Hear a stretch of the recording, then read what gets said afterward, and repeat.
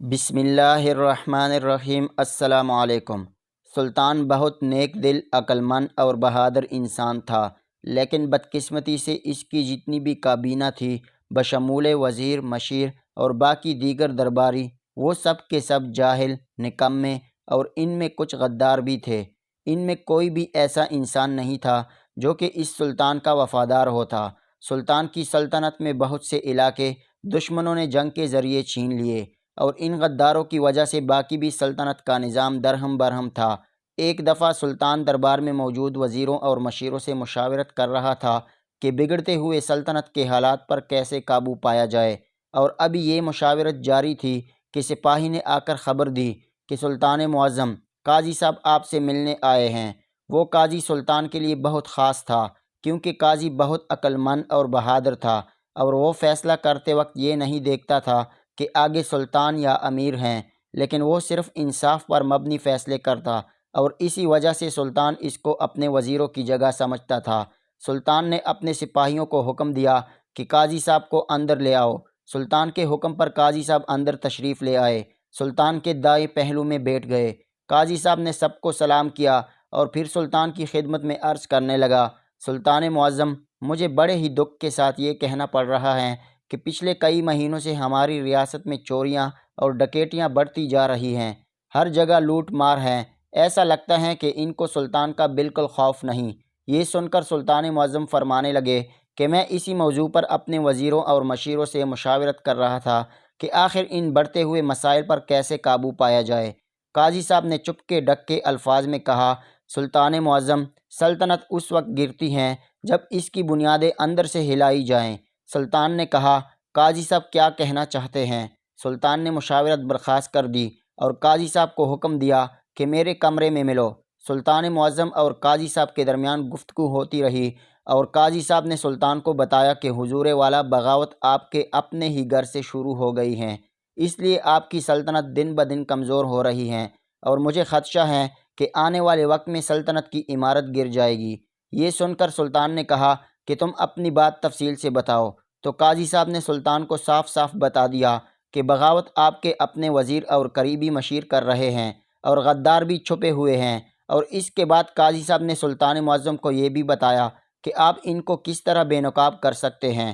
سلطان اور قاضی صاحب کے درمیان ابھی یہی باتیں ہو رہی تھیں کہ ایک سپاہی نے آ کر خبر دی کہ حضور والا، ایک سوداگر باہر کھڑا ہے اور وہ قاضی صاحب سے ملنا چاہتا ہے۔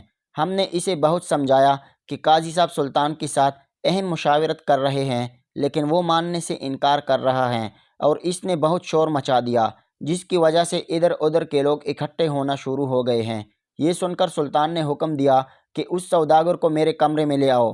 قاضی صاحب نے کہا، سلطان معظم، سلطان کی حفاظت سب سے اہم ہوتی ہے، آپ اسے کمرے میں نہ بلائیں۔ لیکن سلطان نے کہا، جب تک میری زندگی لکھی ہے اس وقت تک مجھے کچھ نہیں ہوگا، اس سوداگر کو آنے دیجیے۔ سلطان کے حکم پر سوداگر کو قاضی صاحب اور سلطان کے سامنے حاضر کیا گیا۔ قاضی صاحب نے اس سے پوچھا، بتاؤ ایسی کیا وجہ تھی کہ میری عدالت کی بجائے تم یہاں پہنچ گئے؟ تو سوداگر نے کہا، قاضی صاحب، میں آپ کی عدالت میں گیا تھا، لیکن آپ وہاں موجود نہیں تھے، اور مجھے آپ کے محافظوں نے بتایا کہ آپ تقریباً 15 دن کے بعد واپس لوٹیں گے، اور میں اس وقت تک انتظار کیسے کر سکتا تھا، اس لیے میں آپ کے پاس ہی آ گیا۔ یہ سن کر قاضی صاحب نے کہا، بتاؤ تمہارا مسئلہ کیا ہے؟ تو سوداگر نے کہا، قاضی صاحب، میرا گھوڑوں کا استبل ہے، اور اس میں نے سینکڑوں گھوڑے رکھے ہوئے ہیں، اور میرا ہر رات ایک گھوڑا چوری ہو جاتا ہے، اور جب یہ 2-3 مرتبہ ایسا ہوا تو میں نے محافظوں کی تعداد دگنا کر دی، لیکن وہ چور اتنا شاطر اور چالاک ہیں کہ وہ محافظوں کو چکمہ دے کر ہر رات ایک گھوڑا چرا کر لے جاتا ہے۔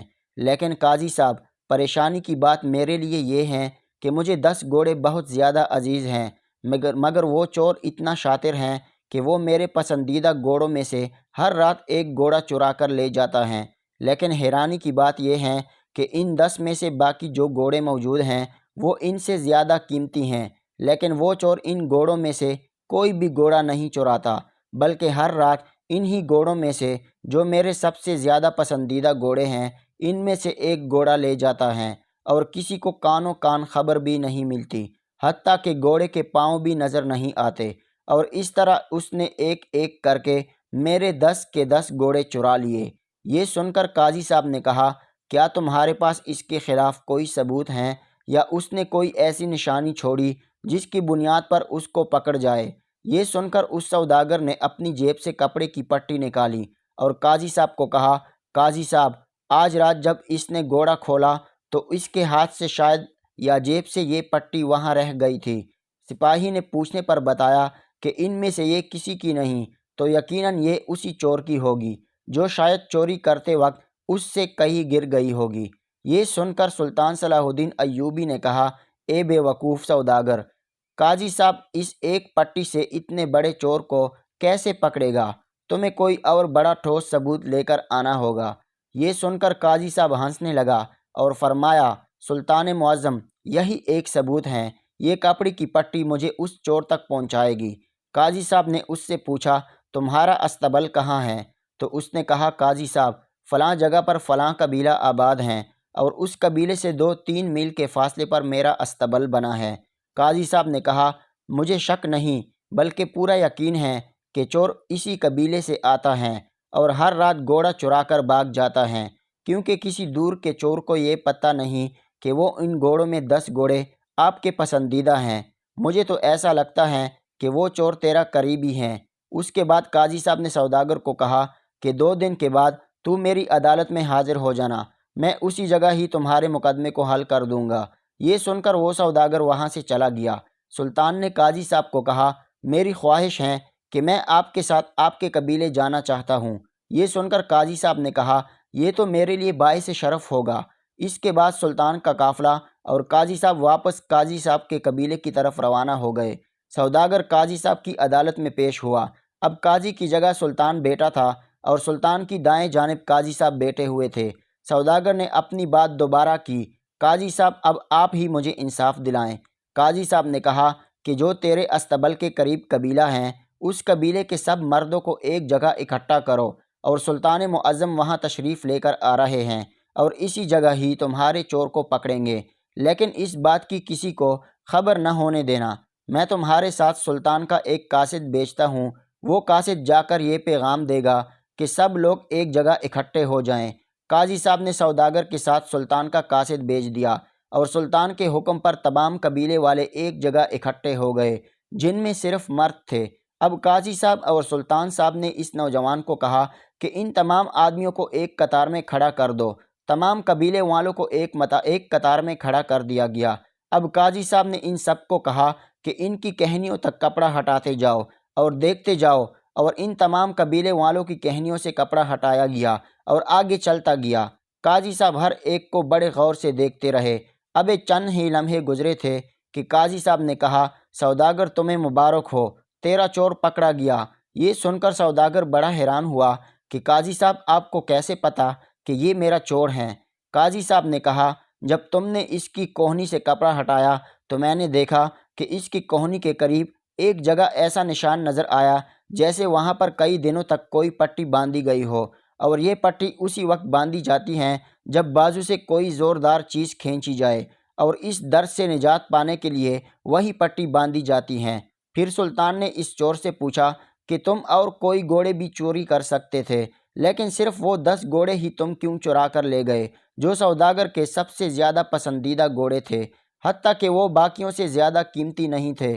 تو اس نوجوان نے کہا، قاضی صاحب، یہ سوداگر ایک عام سوداگر تھا، لیکن اس کا وقت بدلتا گیا اور یہ دن بدن ترقی کرتا گیا اور اس نے اتنا بڑا استبل بنایا، لیکن اس نے کبھی اپنے قبیلے میں کسی غریب کی مدد نہیں کی۔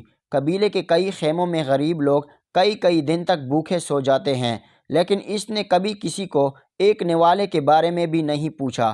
میں اس کے پاس مدد طلب کرنے کے لیے آیا تھا، لیکن اس نے میری ایک نہ سنی۔ جب میں نے دیکھا کہ یہ اتنا سخت دل ہو گیا ہے تو میں نے ٹھان لی کہ میں آہستہ آہستہ اس کے تمام گھوڑے چرا کر لے جاؤں گا، لیکن میں یہ جرت اس کے سب سے پسندیدہ گھوڑوں سے کروں گا، تاکہ اسے پتہ بھی چلے کہ جب کسی سے پیاری چیز چھین لی جائے تو کتنا دکھ ہوتا ہے۔ آپ نے کہا، تمہارا دل صاف تھا لیکن تمہارا طریقہ کار غلط تھا۔ اب بتاؤ وہ گھوڑے کہاں ہیں؟ اس نے کہا، قاضی صاحب، میں نے وہ گھوڑے فلاں تاجر کو بیچ دیے اور ان سے راشن خرید کر میں نے تمام قبیلے کے لوگوں میں بانٹ دیا ہے۔ یہ سن کر سلطان نے کہا، ان سب گھوڑوں کی قیمت میں ادا کروں گا، اور اس نوجوان کو قاضی صاحب نے سلطان کے حکم پر رہا کر دیا، کیونکہ اس کا مقصد غلط نہیں تھا۔ لیکن آئندہ سلطان نے اسے تاکید کی کہ تمہارا دل صاف ہو یا برا، لیکن غلط کام ہمیشہ غلط ہوتا ہے، اس لیے دوبارہ چوری کرنے کی کوشش نہ کرنا۔